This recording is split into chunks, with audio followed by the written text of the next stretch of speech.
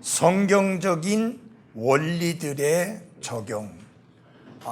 우리가 하나님이 직접 명령하신 명령에 대해서는 적용에 상관없이 우리는 아멘으로 순종하면 됩니다. 근데 원리라고 하는 것은 이 원리를 내 삶에, 내 결정에, 내 선택에 적용을 해야 그 원리가 내가 살아가는 그리스도인의 삶에 성숙한 그리스도인, 올바른 선택을 하는 그리스도인, 올바른 결단을 내리는 그리스도인의 삶을 살아갈 수가 있습니다. 원리는 아는 것만 가지고 아무 도움이 안 돼요. 그 원리를 내 생활에 적용할 때만 그 원리의 능력이 드러나게 되는 것이죠. 그렇게 되려면 첫째는 하나님의 사람들이, 말씀의 사역자들이 원리를 부지런히 가르쳐야 합니다. 그래서 성도들로 하여금 말씀의 원리를 알게 해야 되고, 또 성도들은 부지런히 가르침을 받아야 합니다. 그래서 가르치는 자와 가르침을 받는 자가 하나가 돼야 이것이 효력 있게 역사할 수가 있습니다. 가르치고자 하는 사람은 있는데 가르침을 받는 사람이 없다면 그것도 문제잖아요. 맞아요? 근데 가르침을 받으려고 하는 사람이 있는데 가르치는 자가 없으면 그것도 문제예요. 그래서 성경에 보면은 하나님의 사람의 자격 중에, 목회자로 부름받은 사람의 자격 중에 하나가 뭐예요? 가르치기를 잘 하는 사람이어야 한다라고 말씀하고 있습니다. 그 이유는 하나님의 종으로 부름을 받은 사람은, 사역자로 부름을 받은 사람은, 설교자로 부름을 받은 사람은, 목회자로 부름을 받은 사람은 두 가지 사역을 철저히 해야 됩니다. 하나는 preaching, 선포하는 사역을 잘 해야 되고, 그 다음에 teaching, 가르치는 사역을 잘해야 됩니다. 그 다음에 또 한 가지는 뭐냐면 healing, 치유하는 사역을 잘해야 됩니다. 그렇다고 머리 위에 안수해가지고 주 예수 그리스도 이름으로 명하노니 나사렛 예수 그리스도 이름으로 썩 물러가거라는 그런 소리 하라는 말이 아니라, 거기서 말하는 치유의 사역은 삶을 살아가면서 그리스도인이 이러저러한 이유들로 인하여 마음의 상처를 입게 되고 힘들어하고 이렇게 하기 때문에 말씀을 가지고 상담해서 그들을 치료해주고 도와주고 세워주는 그 사역을 감당해야 된다. 그래서 예수님의 사역을 보게 되면 예수님의 사역이 이 땅에 계시는 동안에 그분의 사역이 세 가지 특징이 있었어요. 이 마태복음 4장에 보면 그분이 천국 복음을 선포하셨고, 그 다음에 하늘나라의 비밀, 하나님 왕국의 비밀을 가르치셨고, 그리고 병든 자들을 어떻게 고치시더라. 그래서 그분의 사역은 preaching ministry, teaching ministry, healing ministry, 선포하는 사역, 가르치는 사역, 그리고 고치시는 사역.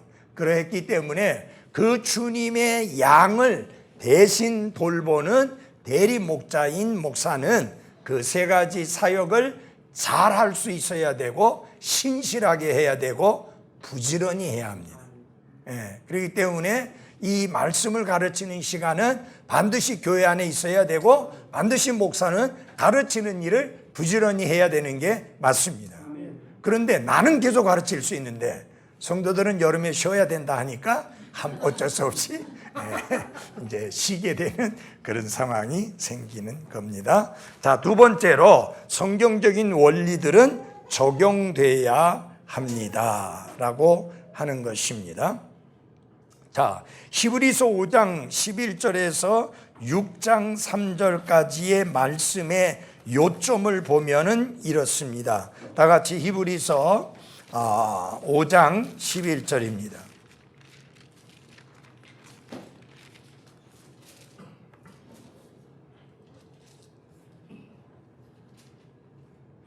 여기 5장 11절서부터 6장 3절까지인데요.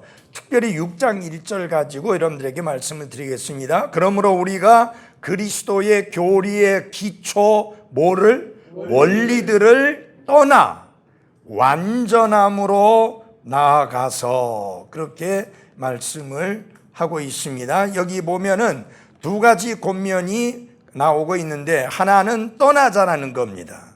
living, 떠나자는 거예요.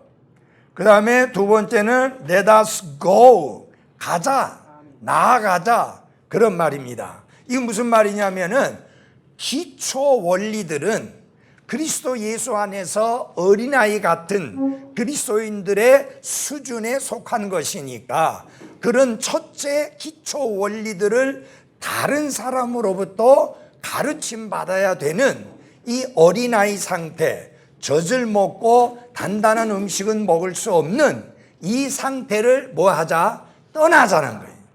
당연히 떠나야죠. 그 다음에는 그러면 거기를 떠나서 어린아이 상태에서 떠나서 어디로 가자는 말인가? 어디로 나가자는 말인가? 여기서 보면 완전한 대로 나아가자는데 완전하다고 하는 것은 성경에서 완전을 이야기할 때는 성숙함을 말합니다. maturity, 성숙함으로 나아가자. 그러니까 어린애기 상태에 머물러 있지 말고 성숙한 그리스도인이 되자라고 하는 것입니다. 여러분, 아이들은 하나하나 일일이 가르쳐야 합니다. 그러나 자녀들이 성숙하면 일일이 가르치지 않아도 알아서 합니다. 상당히 재미있는 게 우리 김 집사님이 우리 3대 손 찬혁이에게 내 사무실에 쓰레기통 비우는 거 하고 그 다음에 문서 분쇄기에 있는 종이 갖다 비우는 거 하고 강대상 위에 주걱 올려다 놓는 거 하고 그것을 하도록 이제 처음에 잘 설명을 해줬어요. 그러니까 그 다음에는 탁탁 알아서 하는 거예요. 매주 일일이 말할 필요가 없어요. 왜냐하면 4살, 5살짜리 아이라면 매주 이야기했어야 될 거예요. 근데 이제는 그런 어린애가 아니잖아요. 그러니까 배운 원리를 잘 적용을 해서 그래서 자신이 맡은 일을 잘 감당한다. 그게 뭐냐면 컸다는 이야기예요. 컸다는 이야기예요. 그래서 하나님이 원하시는 것도 마찬가지입니다. 하나님의 말씀의 원리를 그리스도인들이 자신의 삶에 잘 적용해서 성숙한 그리스도인의 모습을 보이기를 원하신다.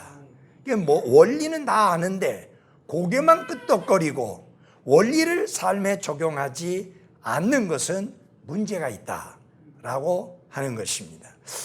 여러분들이 잘 이해를 했는지를 제가 한번 여쭤보고 싶은데 지난 주일 오후에 거지 구걸하던 사람을 부자가 데려다가 먹여주고 재워주고 거하게 알면서 동업자로 삼아가지고 그 사람에게 9은 네가 하고 하나는 나에게 달라 가져와라 한 그 이야기를 이해하셨어요? 그게 무엇에 관한 이야기인지 이해하세요? 뭐예요? 11조에 관한 이야기예요. 하나님이 10개를 다 주셨잖아요, 우리에게. 그런데 10개를 주셨는데 이 10개가 하나님의 것이고 하나님이 주셨다고 하는 우리의 믿음, 우리의 확신, 우리의 신앙, 그것을 보여주어라. 무엇을 통해서? 그 중에 10분의 1을 구별해서 하나님께 돌려드림으로 인하여. 그걸 가르쳐 주신 거예요. 그런데 이제 많은 그리스도인들이 이 10개를 다 쓰면은 더 쉬울 텐데 그런 생각 가지잖아요. 그래서 이게 그 중에 하나를 하나님 앞에 구별해서 드리는 것을 아까워하고 인색해하는. 왜? 내가 아침부터 밤늦게까지 일해가지고 그렇게 됐는데 그래서 벌은 건데 그게 누가 가지고 있는 철학이냐면은 어리석은 부자가 가지고 있던 철학입니다. 내가 수고해서 농사를 지어서 수확을 거둬들여 창고에 가득 채웠다. 누가? 내가. 그러니까 이건 내 물건이고 내 열매고 내 것이다. 그런 개념이에요. 근데 여러분 다 알다시피 농사를 지어본 사람들은 너무 잘 압니다. 좋은 날씨 주시지 아니하시면 아무 소용없어요. 좋은 충분한 해를 주지 않으면 아무 소용없어요. 또 이른 비와 늦은 비를 적당하게 주시지 않으면 그가 아무리 수고해도 헛방이에요. 예. 그래서 거기 소출이 많다고 한 것은 무슨 의미냐? 하나님이 축복해 주셔서 그렇게 되어졌다.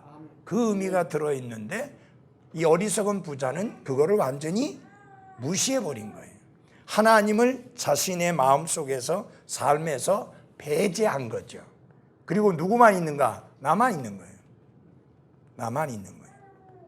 그래서 나라고 하는 관련된 대명사, 1인칭 대명사, 소유격, 목적격 다 합해서 주격, 소유격 다 합해서 몇 번이나 사용하는가? 11번이나 합니다.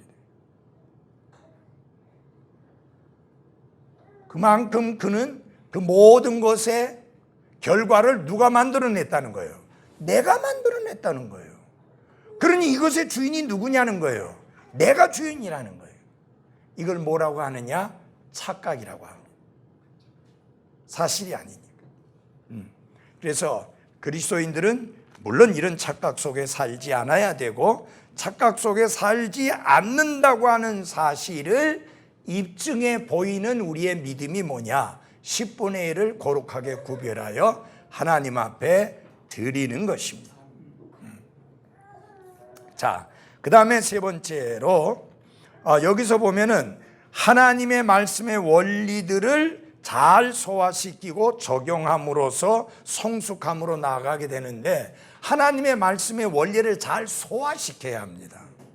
맞아요? 예, 말씀의 원리를, 말씀의 가르침을, 말씀의 교리를 우리 모든 그리스도인들은 잘 소화시켜야 됩니다. 그리고 그 말씀을 우리 생활 속에 적용할 때 어디로 나아가게 되는가? 성숙함으로 나아가게 되는 것입니다. 그 다음에 이게 아주 중요한 부분인데요. 성숙한 그리스도인은 사역을 위한 마음을 가진다. 아멘. 즉 무슨 뜻이냐면 사랑의 수고를 하고자 한다. 아멘. 그 뜻입니다. 누가? 성숙한 그리스도인이. 우리 한번 보시겠습니다. 히브리서 6장 9절입니다. 히브리서 6장 9절입니다. 거기 보면 그러나 사랑하는 자들아, 비록 우리가 이같이 말하지만 너희에 관한 더 좋은 것들과 구원에 동반되는 것들이 있음을 우리는 확신하노라. 하나님은 불의하지 아니하사 자신의 이름을 위해 너희가 보여준, 같이 읽겠습니다. 시작. 너희의 행위와 사랑의 수고, 곧 너희가 성도들을 섬겨온 것과 또 섬기고 있는 것을 잊지 아니하시느니라. 아멘. 하나님은 불의하지 아니하신다. 그래서 여러분이 하나님의 이름을 위해 여러분과 제가 보여준 행위, 사랑의 수고를 잊지 아니한다. 그 사랑의 수고라고 하는 것은 무엇이냐? 눈에 보이는 하나님이 아니고 보이지 않는 하나님이기 때문에, 보이지 않는 하나님이니까 하나님은 볼 수 없지만은 하나님이 사랑하는 사람, 하나님이 구원하신 사람, 하나님이 그분의 자녀 삼은 사람, 그래서 하나님께 귀한 사람들, 그들이 누구냐? 성도들인데 그 성도들을 섬겨왔고 지금도 섬기고 있는 그 사실, 그것을 통해서 사랑의 수고를 하는 성숙한 모습을 보이는 것을 하나님은 결코 잊지 뭐예요? 아니한다. 그래서 여러분, 정말 성숙한 그리스도인의 특징이 뭐냐? 성숙한 그리스도인은 섬김을 받으려고 눈이 벌게 있는 게 아니라 섬기기에 바쁜 사람, 섬기기를 힘쓰는 사람, 그 섬기는 것을 뭐라고 했느냐? 사랑의 수고. 사랑의 수고라고 하는 것은 사랑이 동기가 된 수고, 그런 의미입니다. 여러분, 데살로니가 교회를 칭찬하면서 사도 바울이 말씀했잖아요. 믿음의 행위와 그 다음에 사랑의 뭐예요? 수고. 예. 믿음에서부터 나오는 행위와 사랑이 동기가 된 수고와 소망으로 인한 인내. 그게 그리스도인의 특징이 아닙니까? 믿음과 사랑과 인내. 예. 그것이 믿음에서 나오는 행위, 사랑에서 나오는 수고, 소망에서 나오는 인내. 그래서 믿음, 소망, 사랑. 근데 믿음은 말만 있는 게 아니라 행위가 있는 것이고, 또 사랑은 말만 있는 게 아니라 수고가 따르고, 또 소망은 그냥 말만 있는 게 아니라 인내를 통해 보여주고. 그래서 성숙한 그리스도인의 특징이 뭐냐? 어찌하든지 섬김의 기회를 찾아 섬기려고 하는 사람. 그것이 성숙해진 그리스도인의 특징이다. 여러분, 어린아이 상태에 머물러 있는 그리스도인은 구원받은 지 오래되었어도요, 섬김의 기회를 어찌하든지 피하려고 하고 도망치려고 하고 하지 않으려고 합니다. 그게 성숙하지 못한 그리스도인들의 특징입니다. 정말 여러분의 자녀가 성숙한 자녀요, 인격적으로 성숙한 자녀라면 기회만 있으면 부모를 섬기려고 하고 기회만 있으면 섬기려는 모습을 보이지, 섬김의 기회만 있으면 요리조리 피하고 미꾸라지 빠져나가듯이 빠져나가지 않습니다. 이게 성숙한 사람과 그렇지 않은 사람과의 차이예요. 여러분, 요새 어떤 재판이 많이 걸리느냐? 불효자에 대한 소송 재판이 그렇게 많답니다. 그러니까 자식이 와가지고 아버지, 어머니 이 집 팔아갖고 제가 사업하는데 대주시면 제가 평생 잘 모시겠습니다. 뭐 한 달에 생활비를 뭐 얼마씩 드리고 이래갖고 해놓고 자주 찾아뵙겠습니다 해놓고는 안 찾아보는 거예요. 생활비도 안 주는 거예요. 그래서 부모가 소송을 거는데 그 각서를 받을 때 정확하게 각서를 받아야 된답니다. 한 달에 얼마씩 용돈 주고, 그 다음에 한 달에 몇 번 찾아오고. 구체적이어야지. 구체적인 내용이 없으면 재판하면 진다는 거예요. 이 얼마나 끔찍한 이야기입니까?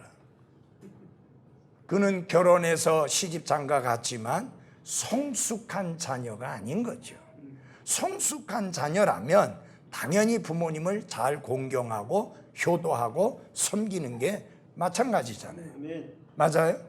여러분, 짐승도 자기 애미 알고 짐승도 자기 새끼를 아는데, 이 인간, 만물의 으뜸이라고 하는 인간이 자기 부모도 모른다, 자기 부모도 챙길 줄 모른다, 자기 자식도 챙길 줄 모른다?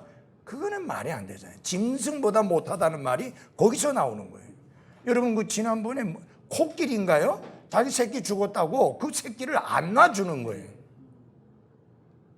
맨날 며칠이고 몇 달이고 그 새끼를 못 놔줘가지고, 소위 말하면 못 치우게 하는 거예요. 그 짐승들도 그런 게 있는데 어떻게 그 배 아파 낳은 자식을 쓰레기통에 갖다 버리질 않나? 이 정말 끔찍한 이야기잖아요. 그런 거를 우리가 짐승보다 못하다 그렇게 이야기하잖아요.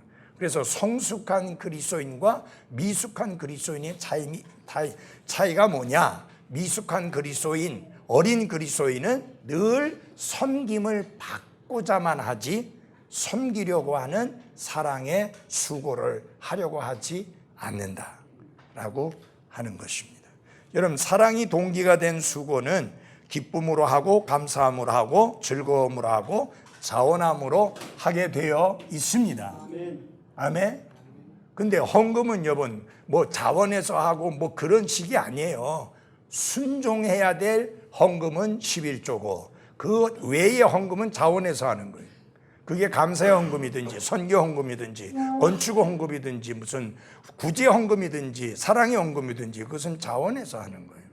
그러나 11조는 순종의 문제지 자원의 문제가 아닙니다. 그런데 고린도서의 내용은 11조에 관한 내용이 아니고 사랑의 헌금에 관한 내용이라는 것을 잊어서는 안 됩니다. 그래서 지난 토요일 날 우리가 그 개청 예배 갔을 때 이제 그 순서지에 헌금 시간이 없는 것을 보고 제가 이건 아니다, 이건 성경적 아니다, 해야 된다 강력하게 이야기를 해서 헌금 시간을 했는데 제가 깜짝 놀란 게 뭐냐면은 거기에 나처럼 설교를 했든지 부목사님처럼 특송을 했든지 무슨 아니면은 축사를 했든지 아니면은 격려사를 했든지 그런 사람들에게 다 봉투를 줬어요. 개척교회에서. 근데 특송한 목사나 설교한 목사나 똑같아. 격려사 한 사람이랑 다 똑같아. 근데 거의 10명 수준에 가까웠는데 그러면 얼마예요? 10만 원씩 100만 원. 200만 원. 그 다음에 기념품 만들었고 떡을 또 주었고 이렇게 포장해가지고 또 하나 주고 그 다음에 식사를 대접했고 한 90명 가까운 사람을 식사 대접을 하고 그 돈이 얼마나 많이 들어요. 근데 그것이 파송교회에서 그렇게 지원해주고 돈을 내놓은 게 아니란 이야기예요. 그러면 헌금 시간이 없었으면 어떻게 그게 되겠습니까? 개척할 때부터 빚부터 몇백만 원 안고 시작을 하게 된다는 건 그건 아니잖아요. 그래서 여러분 우리가 함께 모이면 거기는 반드시 드림의 시간이 있어야 되는 게 맞습니다. 원리예요, 원리. 자, 그 다음에 사역을 위한 마음을 가진 그리스도인은 내가 사랑의 수고를 해야 되겠다, 섬김의 일을 해야 되겠다 하게 될 때에 반드시 함께 가지는 게 뭐냐? 책임감도 함께 가지는 겁니다. 저기 주일학교 교사들도 그렇고 찬양대원들도 그렇고 뭐 찬양대 하다가 그만 말다 뭐 하다 말다 안 하잖아요. 그걸 뭐라고 그래요? 책임감이라고. 그래서 주님의 일에 동참해서 섬기게 될 때에는 반드시 무엇도 함께 따라야 되느냐? 책임감이 따라야 합니다. 그 돌아가신 잭 할스 목사님이 쓰신 책이 하나 있습니다. 듀티라고 하는 책임, 의무라고 하는 책인데 부목사님 읽어봤어요? 예, 유명한 책이죠. 예, 그 모든 목사들이 반드시 읽도록 그렇게 권장하는 책인데 우리에게 있어서 그리스도인으로서 하나님의 사람으로서 정말 중요한 단어가 있는데 그게 책임이라고 하는 단어다. 의무라고 하는 단어다. 그래서 우리 구원받은 그리스도인은 교회 안에서 섬길 때든지 어디에서 섬길 때든지 반드시 책임감이 있어야 된다. 누군가 하겠지라고 하면 안 되고 내가 안 해도 뭐 다른 사람이 알아서 하겠지 그렇게 되면 안 된다는 거죠. 내가 맡은 일에 대해서는 내가 책임을 다해야 한다. 근데 저는 이해가 안 가는 게 뭐냐면 잘 들어보세요. 여러분들이 한번 판단해 보세요. 아파도 직장인 가요. 맞죠? 아니 대답해 봐요. 맞죠? 근데 교회 예배 오는 건 왜 아프면 못 와요? 와갖고 중노동 하는 것도 아닌데 와갖고 8시간 일하는 것도 아닌데 직장은 직장에 상관이 있고 직장에서 목을 받아서 그런지 몰라도 아파도 간다는 이야기예요. 근데 주일학교 교사는 아프면 막 빠져버려. 찬양대 목 좀 아프다고 안 해. 아니 무슨 대단한 성악가라고 목 좀 아프면 아픈 대로 하면 되지 뭐 찬송 한번 하면 하나 부르는데 뭐 2, 3분이면 끝나는데 그거 못 부를 만큼 목 아픈 사람 없어요. 여러분 솔직히 말해서 그런 사람은 교회도 못 오고 저 응급실에 가서 주사 맞고 있어야 돼. 내가 볼 때 너무 하나님의 일에 대한 책임에 대한 책임감이 너무 약하다. 하나님은 받은 자에게서 또한 요구하는 것이 있다고 하는 사실입니다. 그래서 누구든지 많이 받은 자에게는 사람들이 많이 뭐예요? 요구할 것이다. 그래서 책무가 더 클수록 자격 요건도 더 클 수밖에 없습니다. 디모데전서에 보면은 감독의 자격, 목사의 자격에 대해서 나오는데 거기 보면은 자격 요건이 많이 까탈스러운 것을 보게 됩니다. 우리 다 같이 디모데후서 2장을 찾아보십시오. 디모데후서 2장입니다. 디모데후서 2장 20절.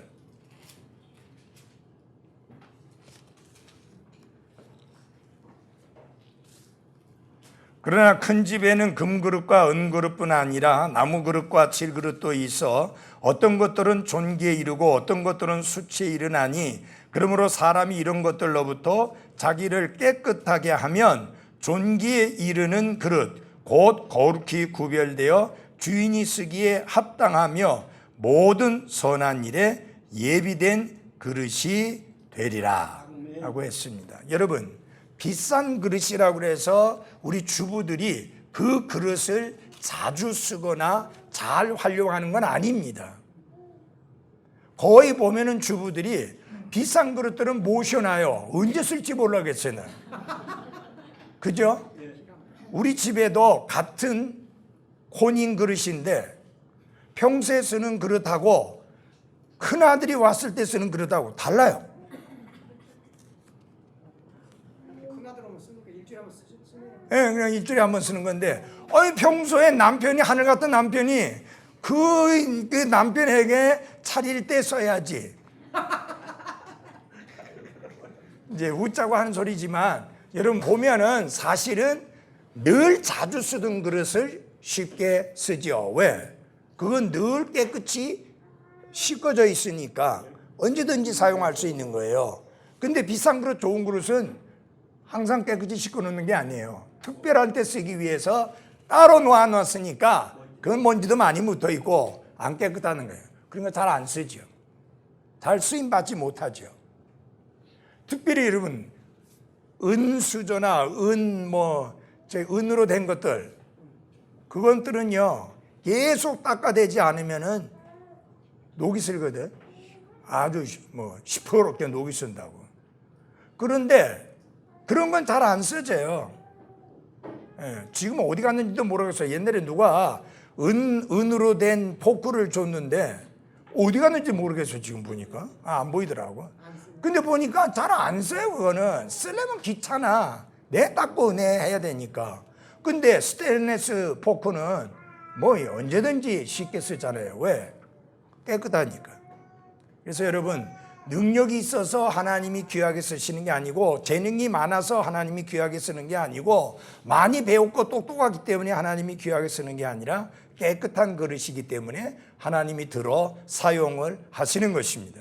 그래서 우리의 관심은 어떤 관심이 되느냐? 더 지혜롭고 더 능력 있고 더 재주 있고 더 많이 배우고 더 똑똑한 사람이 되는 게 아니라 깨끗한 그릇이 되어야 하나님이 거룩하게 구별해서 쓰신다라고 하는 것입니다. 그리고 여러분, 우리가 이렇게 보면 정말 하나님이 나를 써주신다는 것에 대한 것에 감격과 감사가 반드시 있어야 합니다. 여러분, 여러분 잘 보십시오. 이 부산성도 침례교회 안에서 여러분이 쓰임 받는 거 감사해야 돼요. 예, 정말 하나님 앞에 쓰임 받을 수 있다는 것을 감사해야 돼요. 이제 대형 교회를 목회하시던 분들은 은퇴 목사가 되고 원로 목사가 되고 나서도 사역들이 많더라고요. 예를 들어서 이동원 목사 같은 경우는 보니까 그만둔 지 상당히 열어야 됐는데 요새 보니까 내 설교하더라고. 예. 그리고 무슨 자기가 만든 무슨 단체가 있어가지고 거기 장이 돼가지고 내 바쁘게 해. 근데 성도 침례교 목사나 독립 침례 목사들은 은퇴하고 나면 그래 할 만한 게 없어. 그렇게 대단한 게 없잖아요. 할 게 없잖아요. 따로 만들었는데 혼자 회장하고 혼자 총무하고 혼자 다 하면 모르지만 따로 만들 것도 없어. 맞아요? 그러면 자칫하면은 무료해질 수 있다는. 잘못하면. 그죠? 그래서 어떻게 해야 되느냐? 찾아 나서야 돼. 섬길 만한 데. 예. 인도에 인도 경계하고 지금 김영규 선교사가 있는 데가 미얀마 경계에서 사역을 하는 랭키스타에 있는 웨스트코스트야? 웨스트코스트 신학교를 졸업하고 거기에 가서 사역하고 있는 인도 그 목사가 있는데 얼마 전에 40명 침례 받았다 하더라고. 침례 베풀었다 하더라고. 40명. 인도에는요, 한 번 구원받으면 막 몇백 명 구원받고, 침례 베풀면 막 100명씩 침례 베풀고, 그래서 가디나 그 제은주 목사님, 인도가 안 머니까 거기에 눈을 돌려가지고 인도 사역을 좀 하십시오. 선교 사역을 하십시오라고 그렇게 영어 쓰니까 이제 그렇게 이야기를 할 정도라니까요. 그래서 그 인도 목사가 한국에 와요. 며칠 있다 가는데 주일날은 딱 한 주뿐인데 우리 교회 와서 사역에 대하여 간증할 수 있도록 어떻게 사역을 하고 있는지 그거를 우리 서정환 목사가 나한테 연락이 와서 그래서 그러면은 한번 오라고 해라라고 했습니다. 굉장히 감동적이더라고요. 많은 사람들이 물론 우리 염려하는 분들은 막 그리스도인 그 목사들이란 이렇게 위험하게 만드는 사람도 있고 죽이는 사람도 있는데 그런 지역에는 안 가면 돼. 그런 지역은 안 가면 돼. 그 위험한 지역이 따로 있어요. 그런 데는요 여행 금지 구역으로 그렇게 하기도 하고 해요. 근데 그런 데 피해서 가야지 가더라도. 필리핀에도 마찬가지예요. 여행 금지 구역이 있어요. 같은 필리핀이라도. 그게 뭐냐면은 그 적군파 나오는데 그 공산 게릴라 나오는 지역 그런 데 있어요. 그런 데는 이제 여행 금지 구역이에요. 거기 안 가야지. 그리고 술집 그쳐 안 가고. 멕시코에서도 마찬가지예요. 멕시코 시티에서도 술집 있는 데 가면 목숨이 살아남기 쉽지 않아요. 그런데 선교사님하고 또 선교사님 없이 내 아내하고도 왔다 갔다 해도 전혀 문제 없네. 왜? 안전한 데만 다니면 되니까. 그런 것들도 있어요. 자, 어쨌든 간에 책무가 더 클수록 자격 요건도 더 클 수밖에 없고, 근데 이 말씀의 원리에 순종하지 않게 되면 어떤 결과가 있느냐? 하나님이 쓰지 아니하심으로 어떻게 보면 자격을 박탈당하는 것이지 그게 뭐 출교당하거나 그런 것은 아니죠. 그래서 어떤 교회 회원이 담배를 피는 사람이거나 극장 관람을 자주 하는 사람이거나 부적절한 옷을 입는 사람이라고 해서 그것 때문에 교회에서 치리해가지고 출교시키는 그런 것은 아니고 섬김의 자리에서 기회를 갖지 못하게 되는 이제 그런 경우가 생길 수도 있죠. 그래서 잘 가르쳐서 섬김의 자리에 참여할 수 있도록 해야 되는 게 또 할 일이다라고 하는 겁니다. 그러니까 이게 중요한 게 뭐냐면요, 이 교회가 스탠다드를 가지고 이렇게 가르치고 있어서 우리가 실천하고 있잖아요. 그래서 근본주의 독립침례교회의 세 가지 스탠다드 기준이 있어요. 하나는 킹제임스 성경, 그 다음에 두 번째는 거룩한 음악. 그래서 락 뮤직이라든지 이런 것들을 배격하는, 또 다른 하나는 뭐냐면 드레스 코드, 복장 규정, 이렇게 세 가지가 있는데 그것을 갖다가 계속 이야기해도 듣지 아니하면 그 사람은 교회 안에서 누군가를 가르치거나 하는 일에 동참하지 못하도록 하는 게 유익하죠. 왜냐하면 그런 자리에 있어가지고 이게 무슨 아무렇게나 입으면 되지, 뭐 깨끗하게만 입고 오면 되지, 이런 식으로 나와버리면 이 교회가 가르치고 있는 방향하고 틀리니까 그건 안 되잖아요. 맞아요? 그런 것들은 참고를 해야 합니다. 근데 지금 한국에 보면은 독립침례교회라고 해서 특별히 복장 규정을 우리처럼 이렇게 강하게 철저하게 강조하지 않는 교회들도 있습니다. 그러니까 이제 막 편하게 옷 입고 오고 그런 것도 목사가 신경 안 쓰고 그냥 내버려 놔두는 그런 교회들도 있습니다. 그것 때문에 교제 못하겠다 그렇게까지 할 거는 없고요. 자, 그 다음에 기호 문제를 보겠습니다.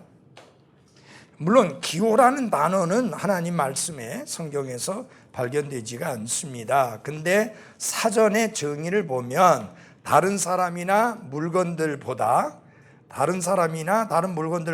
특정한 사람이나 특정한 물건을 선택하거나 그러한 선택권에 관계된 것을 기호라, 그렇게 이야기를 합니다. 여러분도 마찬가지 아니에요.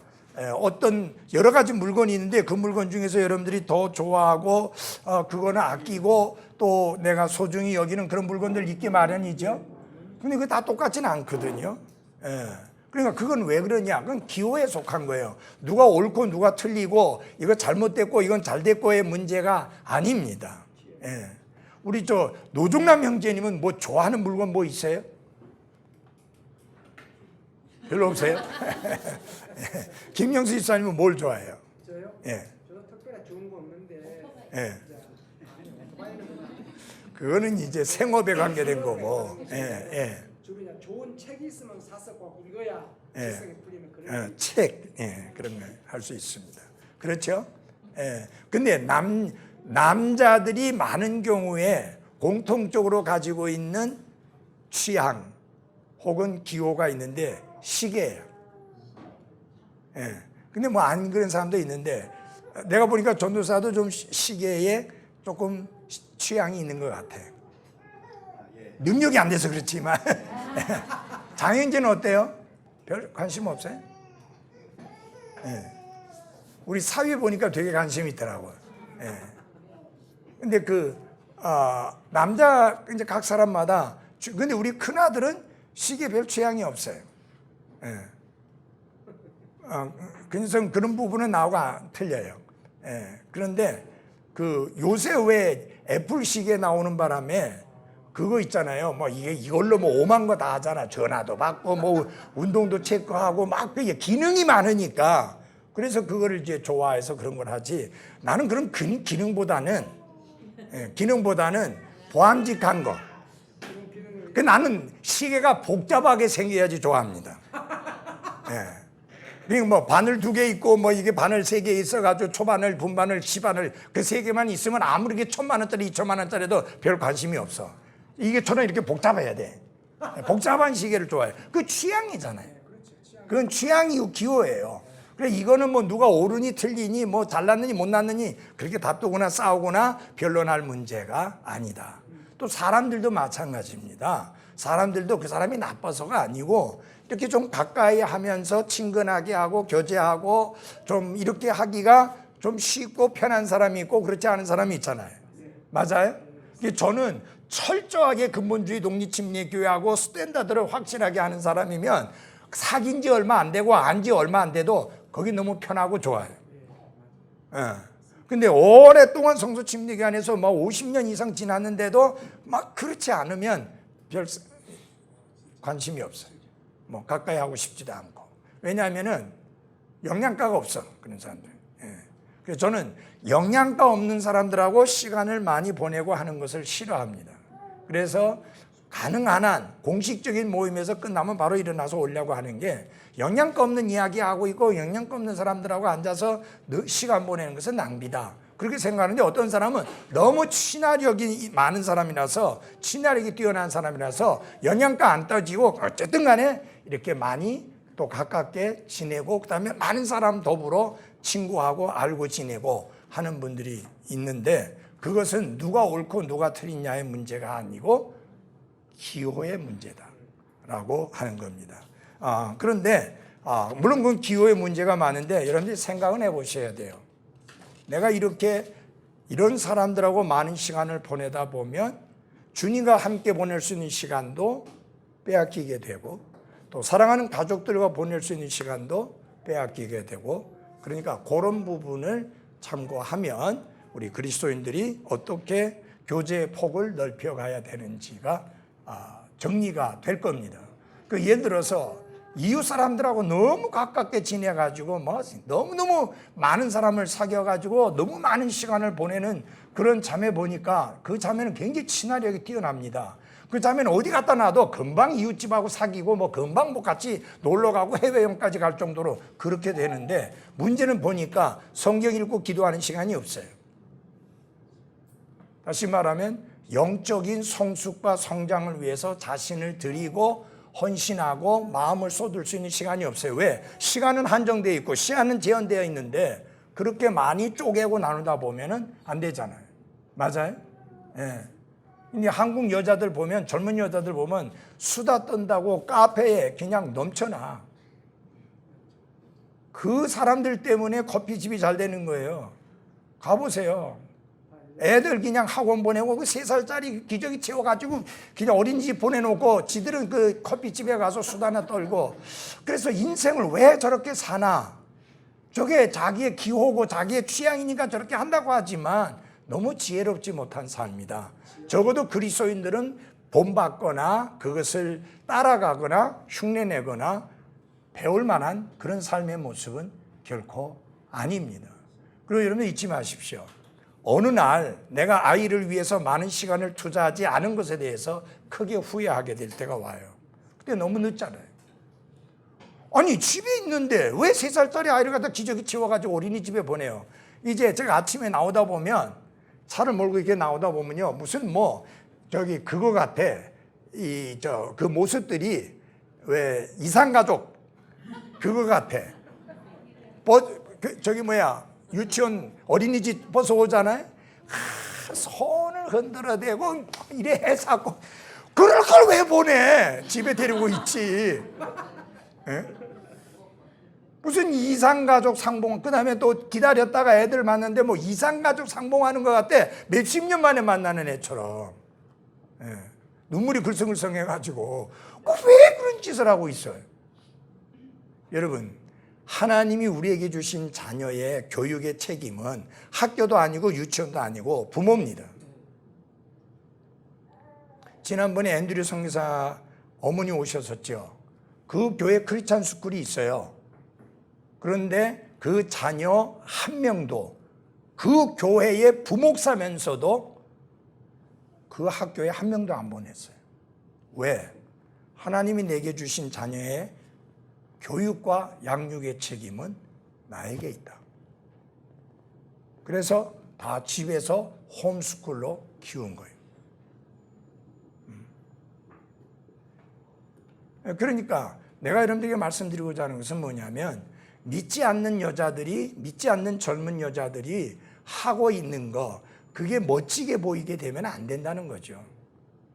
그들은 하나님이 배제된 삶이잖아요. 믿음이 배제된 삶이잖아요. 말씀이 배제된 삶이잖아요. 그러니까 그들에게 뭐가 필요하느냐? 소위 말하면 먹고 마시고 즐기자가 그들의 인생 철학입니다. 왜 그리스도인 자매들이 그런 걸 흉내내고 그런 것을 배우고 그런 것을 따라가야 합니까? 맞지 않는 것인데.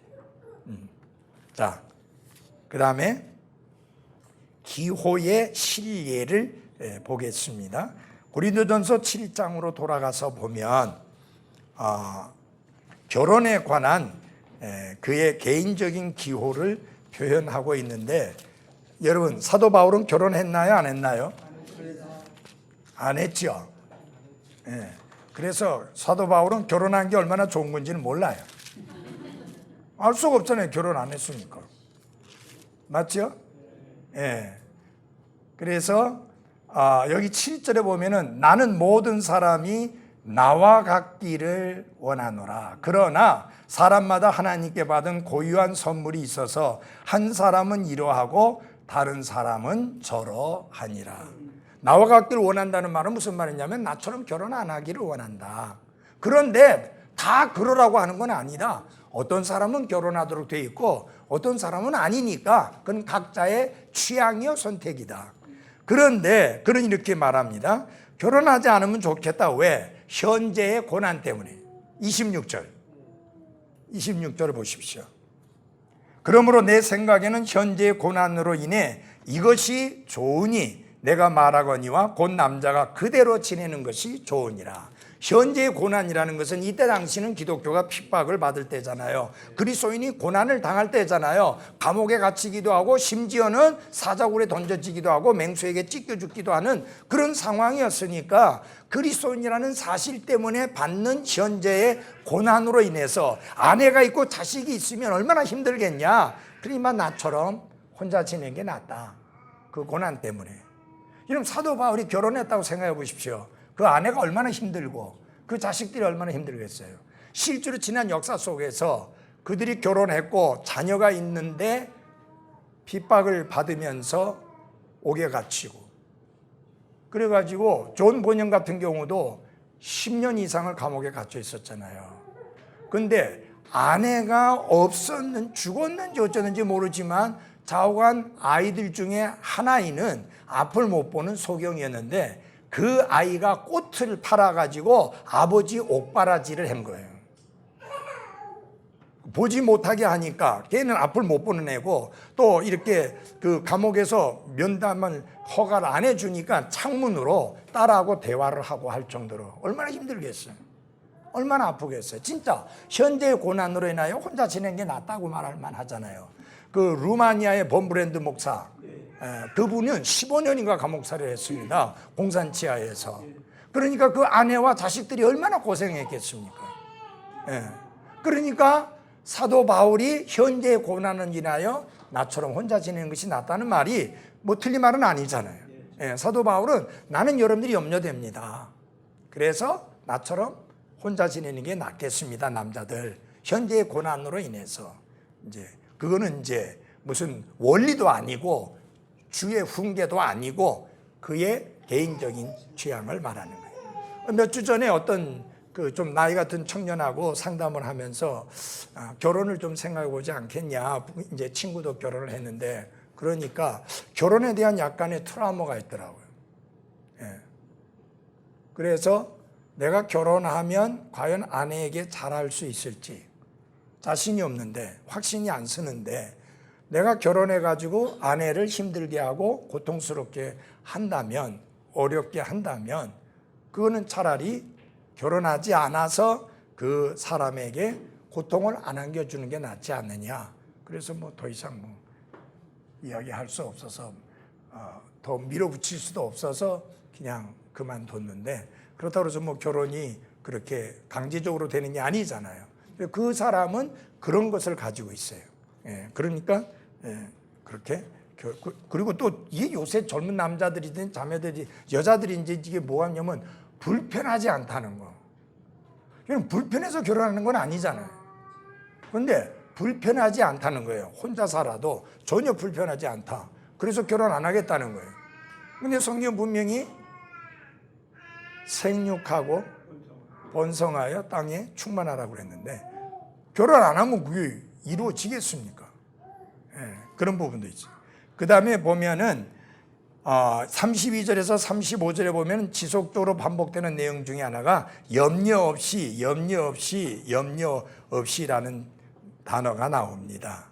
그것은 흐트러짐 없이라는 의미로 받아들이면 됩니다. 흐트러짐 없이. 여러분, 이게 사실상 주님을 섬김에 있어서 흐트러짐 없이 주를 섬기기 원하는 그의 소원 때문에, 이 사도 바울이 아내가 있으면 그가 흔들려서 염려도 하고 흐트러지게 될 수도 있어요. 그렇잖아요. 여러분, 예를 들어서 사도 바울이 죽은 줄 알고 루스드라 그 도시 밖으로 갖다 버렸잖아요. 그 나중에 정신을 차려가지고 다시 도시 안으로 들어왔는데 아내가 있다고 말해요. 아내가 그 남편 모습을 보니까 기가 찬 거예요. 돌에 맞아갖고 성한 데가 하나도 없어요. 얼마나 그 아내가 많이 울고 안타까워 하겠어요. 그러면은 어떻게 돼요? 흐트러짐이 올 수 있다는 거죠. 염려가, 아내에 대한 염려, 자식에 대한 염려 때문에 그렇게 될 수 있기 때문에 나는 그런 흐트러짐 없이 주를 섬기기 원하는 소원으로 인해서 결혼을 안 한다.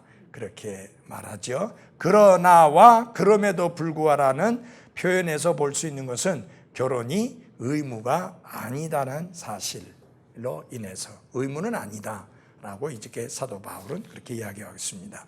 자, 기호의 적용과 관련된 것에 있어서 우리는 우리의 기호를 공유할 수도 있고 제한할 수도 있습니다. 근데 그게 전부예요. That's it. 그게 전부예요. 강요할 수 없어요.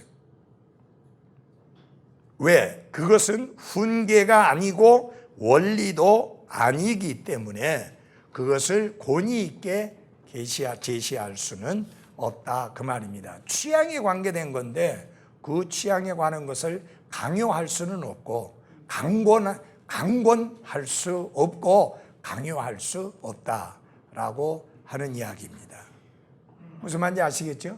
그것은 기호와 취향에 관계된 거니까 그것을 다른 사람이 다 나와 똑같은 취향을 가지고 다른 사람이 나와 다 똑같은 기호를 갖도록 그렇게 할 수는 없다는 것이죠. 그래서 교회 안에서 만일 어떤 사람이 우리의 기호에 동의하지 않는다 할지라도 그 사람은 절대로 징계나 자격 박탈의 대상이나 또 싫어해야 될 대상이 결코 아니다라고 하는 겁니다.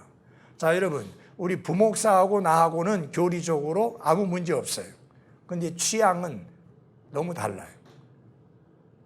기호는 많이 달라요. 그렇죠? 잘 모르겠는데요. 잘 모르겠어요. 응? 잘 모르겠어요? 예, 잘 모르겠습니다. 예. 아, 다른 거 없는 것 같아? 아니 취향을 모르니까 모르니까. 잘 모르겠다고. 예. 그러니까 같을 수는 없잖아요. 왜? 하나님이 서로 다르게 지으셨으니까. 예. 그래서 다르게 지었기 때문에 성향이 다를 수밖에 없어요.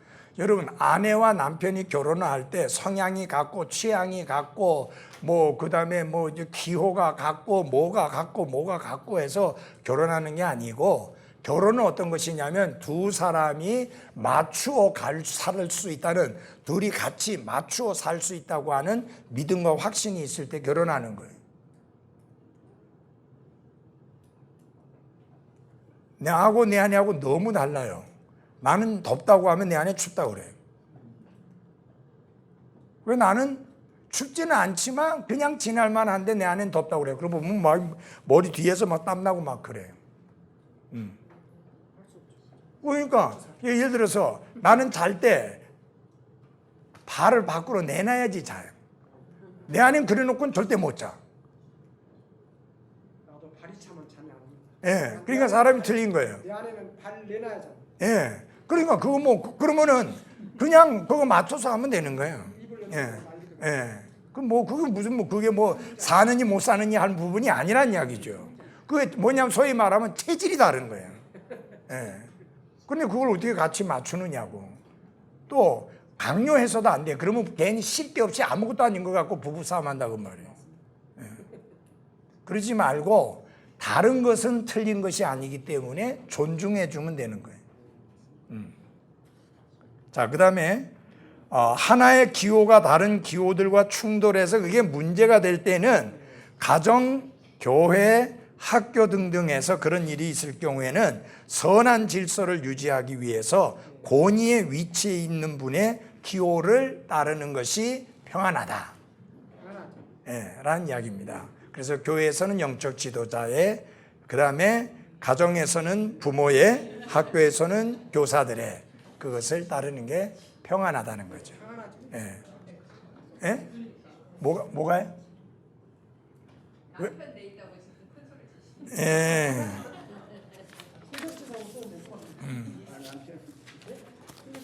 근데 그거 생각하시면 돼요. 남편을 따르면 부인들은 편한 게 왜냐면 잘못되면 남편이 다 책임지면 되잖아요.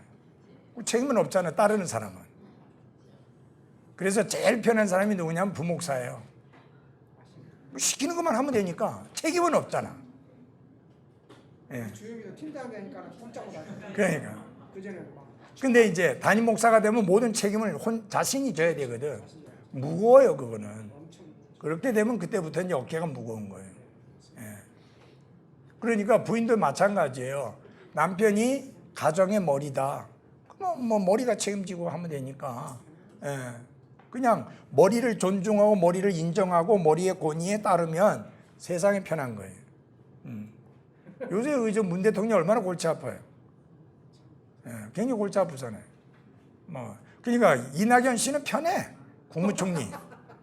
뭐 하면 뭐 잘 모르겠습니다 하면 되고, 뭐 근처에 고난 아닙니다 하면 되고, 뭐 너무 편하잖아. 근데 대통령은 모든 화살이 대통령에게 날아오잖아요. 모든 게 다 진짜 아무 대통령하고 상관없는 것도 전부 그쪽으로 날아가잖아요, 그냥 화살이. 예. 왜? 머리니까 그런 거예요, 그게. 그러니까 이제 가정에서도 마찬가지야. 여러분들 자매님들 그거 전혀 문제 없어요. 뭐라 하면 머리에다 다 돌리면 돼. 머리 책임이니까. 자, 요약합니다. 훈계는 무슨 문제예요? 순종의 문제예요. 이거는 순종의 문제예요. 선택의 문제가 아니에요. 이건 옵션이 없어요.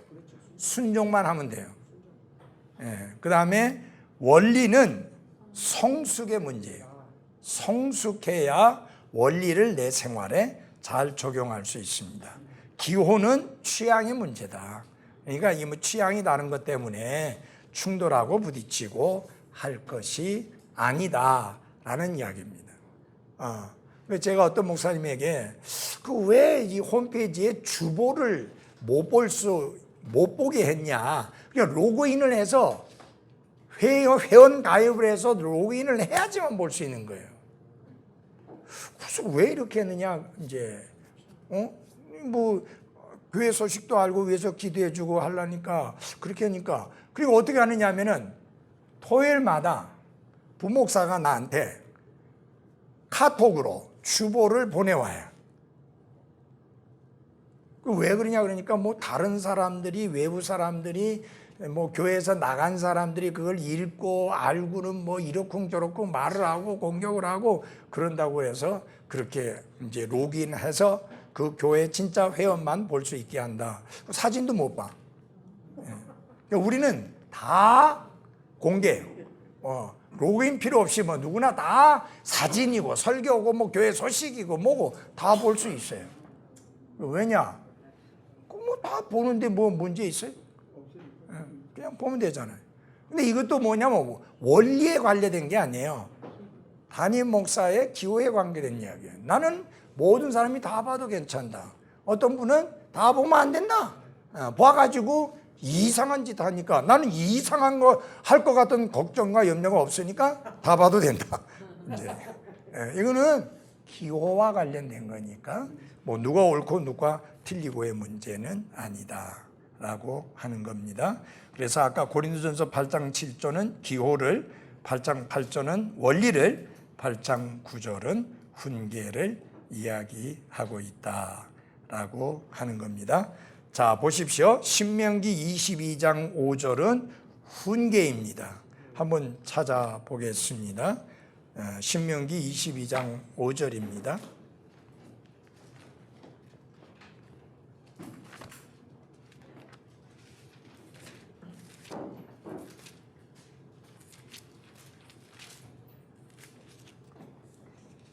여자는 남자에게 속한 것을 입지 말고 남자는 여자의 의복을 입지 말라. 그렇게 하는 모든 자들은 주 네 하나님께 가증한 것이니라. 여기 이제 훈계예요. 여자와 남자는 이렇게 분명하게 선을 그어서 남자는 남자의 옷을 입고 여자는 여자의 옷을 입어라. 그 다음에 창세기 1장 27절은 원리인데 거기서 무엇이 나오느냐면 남성과 뭐예요? 여성으로 하나님이 창조하셨다. 남자와 여자가 아니고 남성과 여성을 창조하셨다. 여러분들이 그 여행을 하게 되면 특별히 이제 그거 쓰잖아요. 외국에 입국하게 되면 거기에 이제 남성인가 여성인가 표하는 게 있잖아요. 그리고 이게 지금 요새 이제 그거를 이제 그것도 남녀 차별이라 해가지고 그것도 이제 못하게 하는 식으로 이제 가는데 참 웃기는 이야기예요. 그 캘리포니아 버클리 주립대가 있어요. 예. 그 땅에 일하는 그 구멍을 맨홀이라고 하잖아요. 예. 사람 구멍을. 예, 예. 근데 그게 맨이라고. 예. 그 대학에서는 맨홀이라는 용어를 금지했어요. 그러니까. 여자에 차별한다. 예. 그게 그 맨홀 뚜껑이라고 하잖아요. 그 맨홀이라고 그러는데 그 맨이 남자 그거니까 왜 그게 뭐 남자가 들어가느냐 그래가지고 그 표현을 못 쓰게 해요. 예. 그다음에 이제 요새 더 미국에서 끔찍한 건 뭐냐면 여성 화장실, 남자 화장실을 구분 안 하는 거예요. 남성 화장실을. 우리나라 더 강력한.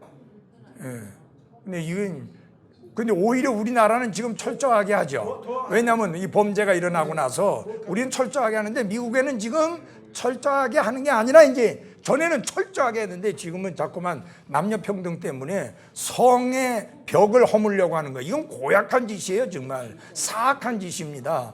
여러분 주위에서 잘 들으세요. 남자를 남자라고 하고 여자를 여자라고 하는 건 성차별이 아니에요. 남성을 남성이라고 하고 여성을 여성이라고 하는 거는 그건 성차별이 아니에요.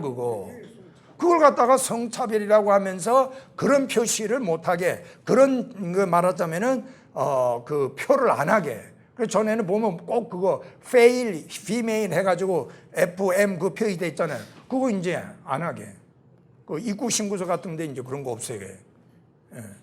이게 뭐야? 정말 세상이 마지막을 향해서 줄다름치고 있습니다. 하나님은 분명히 남성과 여성을 달리했다라고 하는 겁니다. 그래서 보면은 빨간 드레스, 파란 드레스, 줄무늬 셔츠, 흰색 셔츠 모두 다 뭐에 속한 거예요?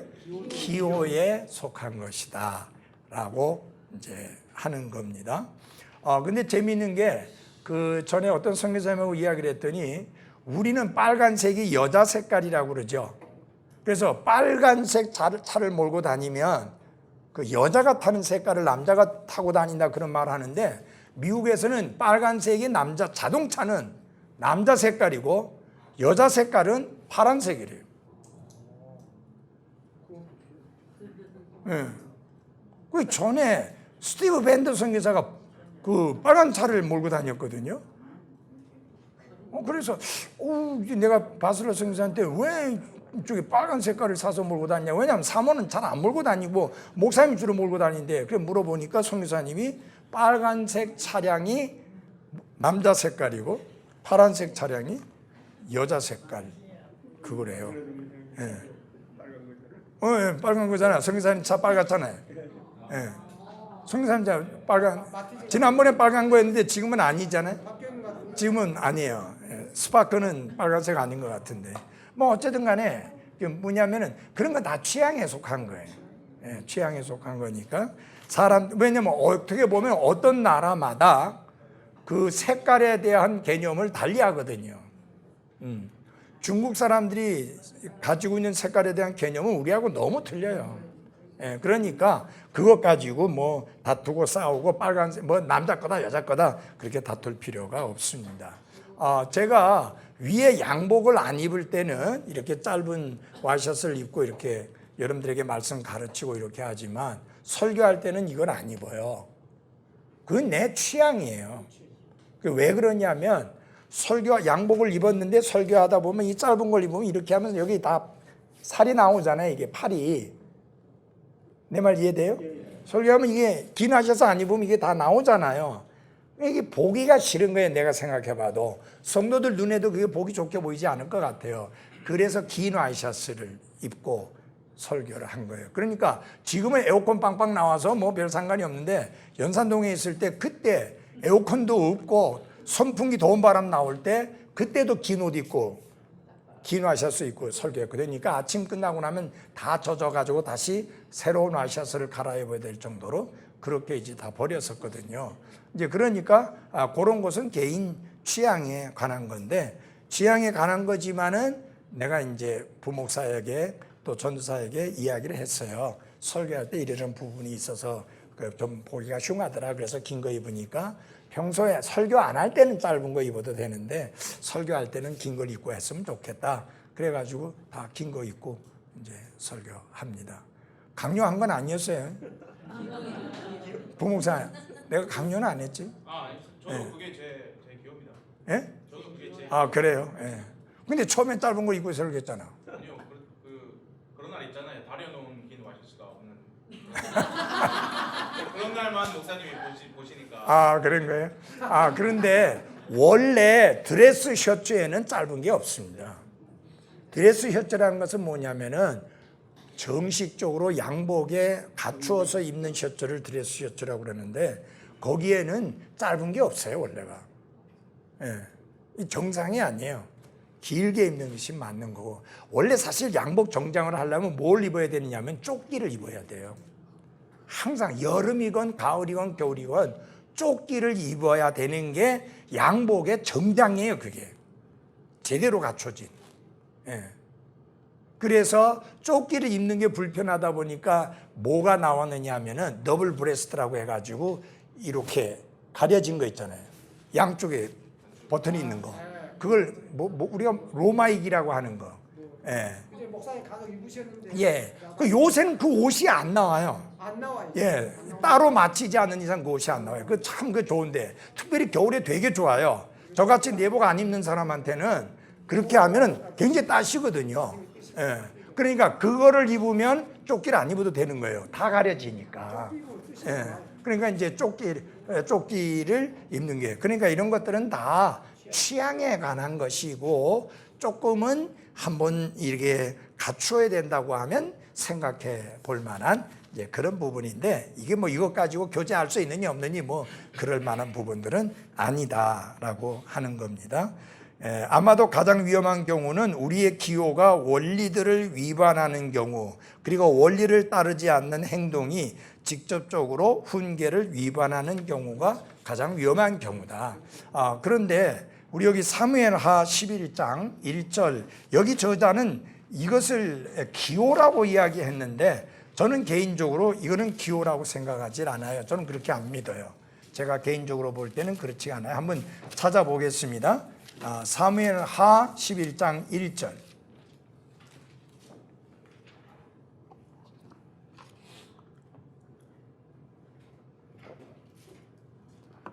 그 해가 지나고 왕들이 싸우러 나아갈 때가 되매 그 중요한 게 뭐가? 왕들이 싸우러 나아갈 때가 되매 다윗이 요압과 자기 신하들과 온 이스라엘을 어떻게 해요? 보내니 그들이 암몬 자손을 멸하고 라빠를 에워쌌더라. 그러나 다윗은 예루살렘에 여전히 머물러 있었더라. 여기 왕들이 출정할 때가 있습니다. 그때는 왕이 앞장서서 군대를 이끌고 나아가서 싸워야 됩니다. 이때가 그때예요. 근데 다윗이 안 나갔잖아요. 이거는 기호의 문제가 아니에요. 그는 원리를 위반한 거예요. 소위 말하면 직무유기예요. 직무유기예요. 이건 기호의 문제가 아니에요. 이러면 기호의 문제는 우리의 삶에 그렇게 문제 안 일으킬 수 있어요. 예, 죄 짓는 쪽으로 안 가요. 기호 문제는. 그러나 원리를 위반하면 죄 지을 수 있어요. 이런 다윗이 왜 죄를 짓게 됐습니까? 원리를 위반했잖아요. 왕이 나가야 되는 거 앞장서서 나가야 되잖아요. 그런데 그러니까 다윗이 나중에는 보면 이 사건 이후에 나중에 힘도 없고 기력도 없는데 앞장서서 나가니까 죽을 뻔했잖아요. 그러니까 신하들이 말려가지고 아이고 이제 왕은 나가지 마십시오. 우리가 가서 알아서 하겠습니다. 그러니까 그렇게 힘이 없을 때도 나가려고 나갔었잖아요. 그게 뭐냐면은 그게 왕의 책임이에요. 그거. 이게 기호 문제 아니에요. 기호는 죄로 안 넘어가요. 그거. 근데 여기서 보면은 다윗이 죄로 넘어가잖아요. 무슨 말인지 알겠어요? 생각해 보십시오. 자, 이게 아주 치명적인 게 그다음 보시면은 2절입니다. 저녁 때에 다윗이 자기 침상에서 일어나 왕의 집 지붕 위에서 거닐다가 한 여인이 목욕하는 것을 지붕에서 보았는데 그 여인이 보기에 매우 아름다움으로. 이게 뭐냐? 침상에서 일어났다는 거죠. 잠자리 들어다 다시 일어났다는 거 아니에요. 늦은 밤이란 이야기예요. 왜 들어가서 자지? 왜 일어나? 그리고 일어났으면 기도해야지. 지금 다 신하들이 죽기 살기로 가서 싸우고 있는데. 맞아요? 그게 왕이 할 일이잖아요. 왕이 안 나갔다면. 그렇게 한가하게 지붕 위를 거닐면서 누가 뭐 하는 거나 이렇게 뭐 들여다보고 그럴 때가 아니란 이야기예요. 그 다음에 이게 더 끔찍한 게 뭐냐? 그 여인이 그렇게 하는 것을 보았다고 왜 사람을 보내갖고 그 여인을 데려오라 하느냐고. 지금 전쟁 치르고 있는데 여인하고 놀아날 때예요 지금? 이게 무슨 기호에 관한 문제예요. 제가 볼 때 이건 기호에 관한 문제가 아니에요. 기호는 절대로 죄로 이끌어가지 않아요. 그건 취향인데 뭐 이거는 뭐 죄 짓고 안 짓고 하는 문제가 아니기 때문에 기호는 별 문제 없어요. 여러분 짧은 와이셔츠 입은 거고 긴 거 입은 거고 짧은 거 입으면 죄 짓고 긴 거 입으면 죄 안 짓고 그래요? 그런 거 아니잖아요. 그런 거는. 그 원리를 어기는 것도 아니고. 근데 이거는 분명히 원리를 어긴 거예요. 왕들이 출정할 때가 되었다 그랬어요. 근데 안 나갔잖아요. 어떻게만 했다? 보냈다. 보낼 때가 아니라 나갈 때라는 이야기예요. 나갈 때 안 나갔으니까 그건 벌써 이미 죄 지은 거예요. 원리를 무시하고 져버린 거예요. 그러니까 그러면 그렇게 보냈으면 여러분 생각해 보십시오. 자기가 안 나가고 보냈으면 더 걱정 많이 되잖아요. 염려 많이 되잖아요. 그러면 뭐 해야 돼요? 기도해야죠. 기도해야지. 왜 한가하게 지붕이나 거닐고 있느냐고요. 여러분 지붕이를 거닐다니까 여러분들 생각할 때 그런데 여러분 스라브 집 아시죠? 그 스라브 옥상에 있는 집 스라브 집이라고 그러잖아요. 예. 그런 집은 여러분들이 옥상에 올라가서 거닐 수 있잖아요. 그런 케이스예요. 우리 저기 생활관, 우리 부목사 생활관 위에가 거기 거닐 수 있잖아요. 그렇고 뭐 다 볼 수 있어요, 여기저기. 예. 이스라엘 집이 그렇게 생겼어요. 그런 식으로. 근데 이렇게 세멘트로 단단한 게 아니고 뭐 궁전이야 더 단단하게 지었겠죠. 그런데 그 우리가 성경에 보면은 그 예수님이 말씀 전하실 때 지붕을 뜯었다 했잖아요. 그거는 제가 가서 이스라엘 그 집을 이렇게 보니까 뭐 수수대 놓고 뭐 이렇게 해갖고 진흙해가지고 하듯이 그렇게 만들어낸 거예요. 그러니까 위에서 뭐 이렇게 힘쓰면 다 부서져 갖고 흙이랑 뭐랑 와랑창 떨어진 거예요. 그러니까 여러분 정말 그 네 사람은요 보통 결단한 게 아니에요. 지금 예수님이 말씀 전하는데 갑자기 지붕이 뚫리더니 흙 쏟아지고 거기 뭐 다른 재료 나무 조각들 또 다 쏟아지고 막 그러니까 얼마나 대혼란 난장판이에요. 근데 예수님이 그 문제 가지고 하나도 문제 안 삼았잖아요. 왜 그래요? 생명이 그것보다는 더 귀하다는 이야기예요. 예. 그러니까 우리는 어디에 제일 초점을 둬야 되느냐? 생명을 구하는 일에 초점을 둬야 합니다. 조금 뭐 혼란스럽다 하더라도 생명을 구하는 일이 우리의 역점을 둬야 될 역점 사항이다 그 말이에요. 근데 다윗은 지금 생명이 걸리는 문제잖아요 지금. 그런데 어떻게 한가하게 걷고 있느냐 그 말이에요. 그리고 침상에서 일어나서 지붕에 올라갔다는 말은 무슨 말? 잠이 잘 안 왔다는 이야기 아니에요. 내 말 이해돼요? 예. 잠이 잘 안 왔다는 거 아니에요. 걱정이 되니까, 염려가 되니까. 그러면 어떻게 해야 되느냐? 지붕에 한가하게 거닐 게 아니라 기도해야죠. 하나님이요, 우리 요압이 앞장서서 이렇게 군대를 데리고 나갔는데 승리하고 돌아오게 해 주십시오. 아무도 안 다치고 아무도 안 죽게 해달라고 기도해야 될 거 아니에요. 근데 왜 지붕에 올라가서 한가하게 거니냐 그 말이에요. 설사 그렇게 했다 할지라도, 여인을 보았다 할지라도, 목욕하는 걸 보았다 할지라도 이 여인도 문제가 있어. 왜 다른 사람이 볼 수 있는 데서 그렇게 목욕을 해? 깜깜한 밤이든 뭐든지 문제가 있는 거예요, 이 여인도. 이러니까 범죄에 빠질 수밖에 없죠. 자, 그 다음에 보시기 바랍니다. 다윗은 예루살렘에 남았습니다. 이것은 기호입니다. 근데 기호 아닙니다. 여러분들 동의하죠? 기호 아닙니다. 이거는 잘못한 일은 아니지만 어떤 문을 활짝 열어준 것이다. 아니죠. 잘못이죠. 왕이 나가야 될 때 안 나간 거는 여기서 그 설명을 했잖아요. 왕에 출정할 때에 머물러 있었다고 그랬잖아요. 신하들만 보내고. 그리고 그건 잘못된 일이지 잘못되지 않은 건 아니죠. 그 다음에 시편 101편 1절에서 4절 원리를 따르지 않은 행동인데 그게 뭐냐? 13장 14절을 한번 보겠습니다. 로마서 13장 14절.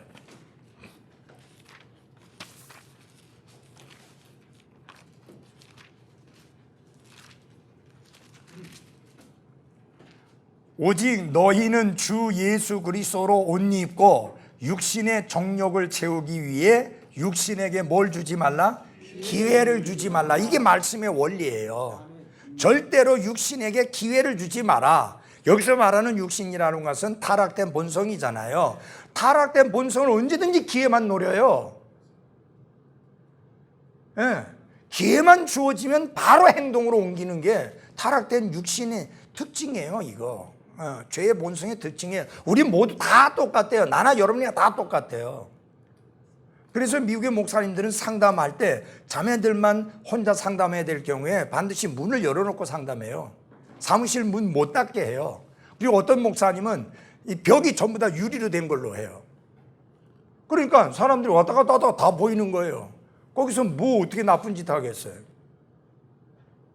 제가 놀랬던 것은 뭐냐면은 비서 자매를 갖다가 목사가 뒤에서 팔을 이렇게 껴가지고 이렇게 일으키더라고요. 1978년도에 그 테일러빌 일리노이스에 있는 한 교회에서 그걸 봤어요. 그러면 깍 해가지고, 근데 그 자매는 하나도 안 놀라더라고요. 난 처음에 부인인 줄 알았어요. 아니라 하더라고요. 비서라 하더라고. 그러니까 문제가 생기는 거예요.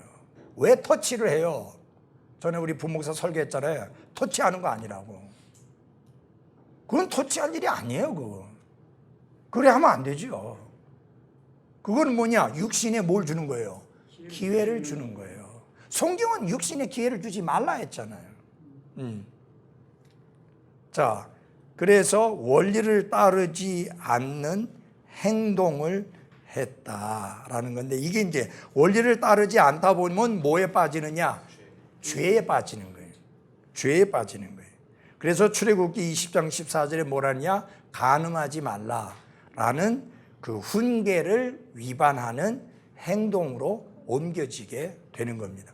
그래서 여러분 잘 보십시오. 원리를 무시하면 죄에 빠지는 행동으로 옮겨진다. 그래서 원리가 중요하다는 이야기죠. 예.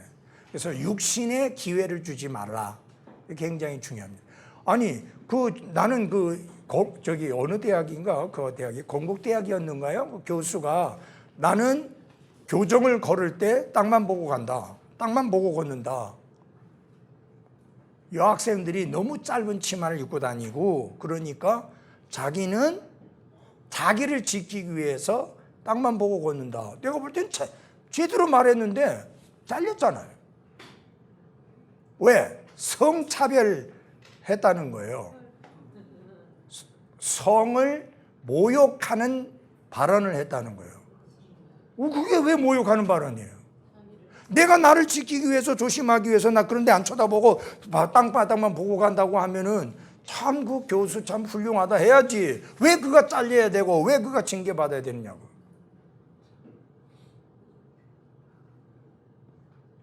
그러니까 그런 소리도 하지 말라는 거예요 지금. 예. 민스터 임사가 모욕했다. 그러니까 여자들이 짧은 것들 긴 걸 입던 그건 자유함인데 왜 그걸 두고 이러니 저러니 말을 하느냐. 그래갖고 잘린 거예요.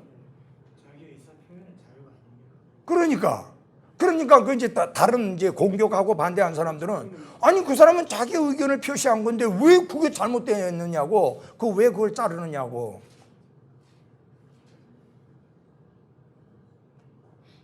제가 고등학교 다닐 때 이 여학교하고 제가 다니는 학교하고 같은 길이에요. 이게 올라가는 게. 그때 저는 굉장히 수줍음을 많이 탔었거든요. 하도 벽에 붙어 다녀가지고 막 벽에 끌고 그랬어요. 여학생 애들이 무서워가지고.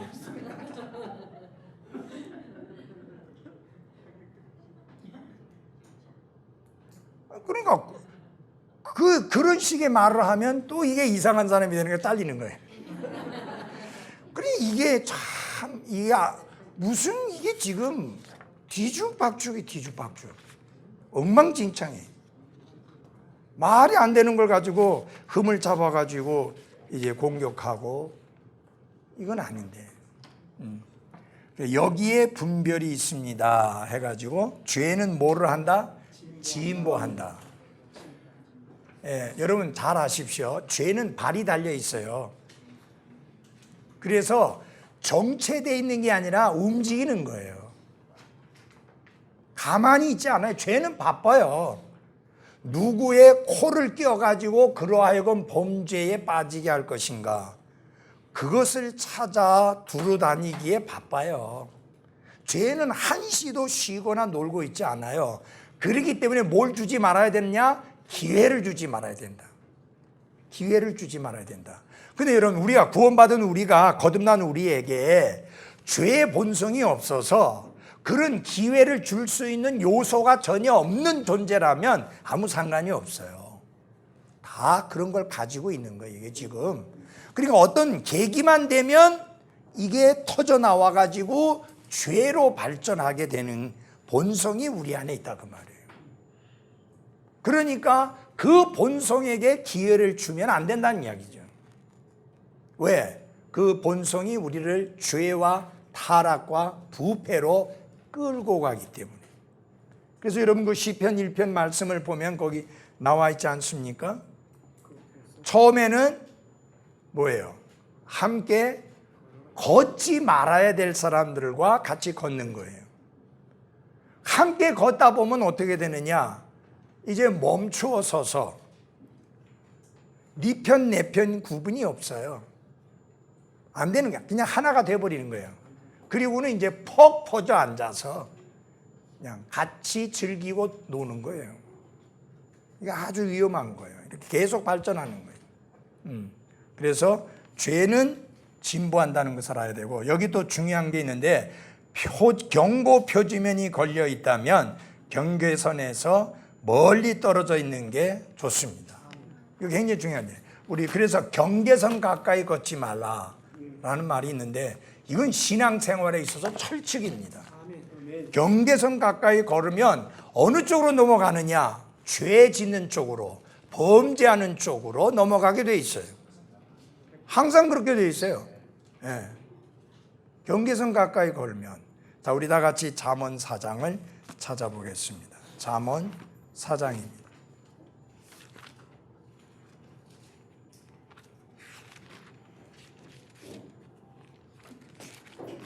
잠언 4장 몇 절이? 4절 5절이죠? 14절 15절. 사악한 자들의 행로로 들어가지 말고 악한 자들의 길로 뭐 하지 말라? 다니지 말라. 그 다음에 그것 말지어다 그것을 어떻게 피하고 그 곁으로 지나가지 말며 거기서 돌이켜 떠날지어다. 곁으로 가지 말라. 경계선 가까이 가지 말라 그 말이죠. 예.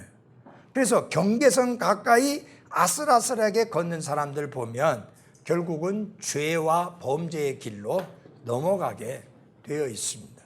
이 근본주의 독립침례교를 하는 사람들 중에도 경계선 가까이 아슬아슬하게 하는 사람들이 있어요. 그러다 보면 그 사람은 타협의 길로 가고 근본주의 독립침례 신앙을 안 지키고 벗어나게 됩니다. 예. 내는 미국의 성서침례교회가 마찬가지였습니다. 처음에 경계선 가까이 가더니 아주 그냥 넘어가 버렸어요. 예. 지금은요 너무너무 바뀌어져 가지고 예. 이거 양복 입고 넥타이 메고 설교하는 사람들을 잘 찾아보기가 힘들어요. 그리고 이제는 다른 교단의 사람, 심지어 킹제임스 성경도 안 쓰는 목사를 전국 친교회의 강사로 세울 만큼 그냥 맛이 가버렸어요. 근데 그것에 대하여 전혀 잘못됐다는 인식조차도 못하는, 성서침례교회 선교사로 나와갖고 수십 년 있던 사람이 제주도에서 초교파 교회를 하고 있다고요. 그 사진을 한번 보니까 자매들 가운데 치마 입은 사람들이 없어요. 뭐 스탠다드고 뭐고 다 없어버리고. 그래서 여러분 그 경계선 가까이 가면 오히려 범죄하고 악을 행하는 쪽으로 우리가 넘어가기가 쉽다. 그러니까 처음부터 피하고 떠나고 멀리하고 해야 되는 게 맞습니다. 아멘. 네, 그래서 잊지 마시기를 바랍니다. 그래서 오늘까지 이제 그 훈계, 원리, 기호 이에 관한 공부를 마무리했고요. 한 달 정도 더위 피해서 쉬고 그 다음에 다시 금요일 날 뵙도록 하겠습니다. 아시겠죠? 네. 기도하고 마치겠습니다. 우리 부목사님.